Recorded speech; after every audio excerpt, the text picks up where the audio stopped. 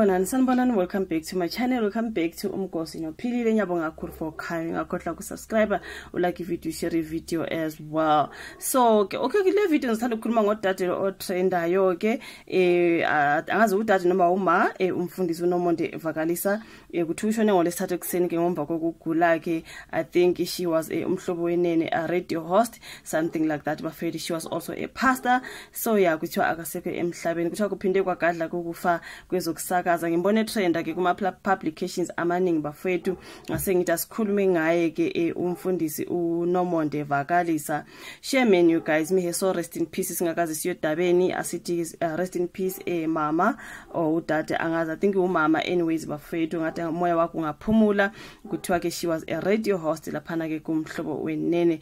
So sekuphinde kwagadla kukufa kwezokusakaza kuthatha umsakazo womhlobo wenene umfundisi Nomonde Vakalisa ekseni ngolesithathu, which is yesterday for me.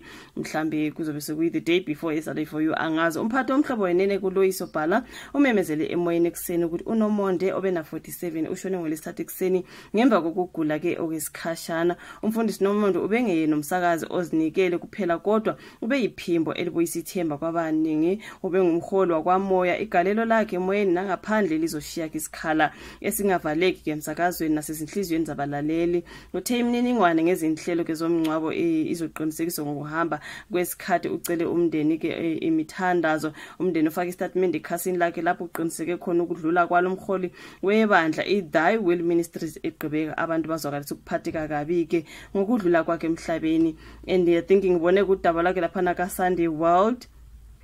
I think sengibuye ngalususa yini bengilu screenshotile bafethu, ngizwa ka Sunday World ngilufunde nje kancane bafethu.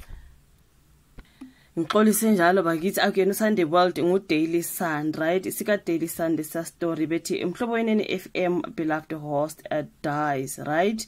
Kuthiwa ke Mzansi is grieving as the beloved pastor dies. uNomonde Smons Patience Vakalisa, a significant voice in the radio world, died at the age of 47. Her enchanting journey with umhlobo wenene FM left an incredible mark. The radio station confirmed her death with a heartfelt message. It is with profound sadness that umhlobo wenene FM announces the passing of Pastor Nomonde Patience Vakalisa, who departed in the early hours of 4 December 2024. Pastor Nomonde's dynamic radio career began with her hosting Top 30 chart show Easy Coco Zomzansi, something like that. Her vibrant personality boomed as she co-hosted a Slice Fast breakfast show with Uslai Songo 2009. Pastor Nomonde was deeply passionate about gospel music, inspiring listeners on shows such as Iqonga Lomculo weVangeli and Imvuselelo alongside greats like the late Reverend Ijo Lufafa. In 2023, she stepped up as the main anchor of Angenane Masangweni Ngendumiso, continuing to uplift the audience. Now in 2024, she took charge of Beka Ithemba Lakho Kuye after Reverend Hweqana's retirement.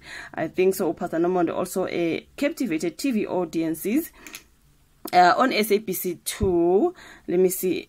SABC2's Ichibi Ilendumiso, exploring Christian worship across various denominations. So yeah, man, umhlobo wenene FM expressed their sorrow, stating umhlobo wenene FM extends its deepest condolences to Pastor Nomonde's family, friends, and all who had the privilege of knowing her. During this difficult time, we come together to honor her remarkable legacy and the immeasurable impact she had on all of us, something like that. So ilona taba ke luka mama ke uPastor Nomonde Vakalisa kuthiwa ke udlule emhlabeni izolo. Uyibeke wagula kwesikhashana bafethu ke kuthiwa ke uselele, ngathi umoya wakho ngaphumula. Thank you so much ukuthi ubuke video, like, subscribe, share. Siphinda sibonane kwenye isolandela. Bye.